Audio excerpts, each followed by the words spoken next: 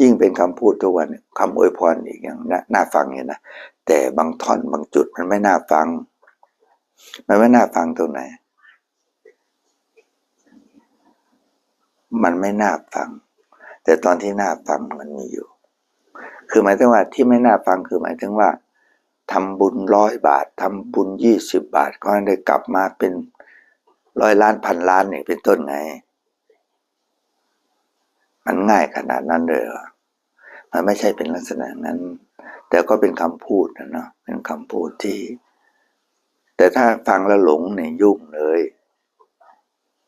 แต่ที่น่าฟังขอให้หมดหนี้หมดสินนะตรงนี้น่าฟังอยู่หลวงพ่อ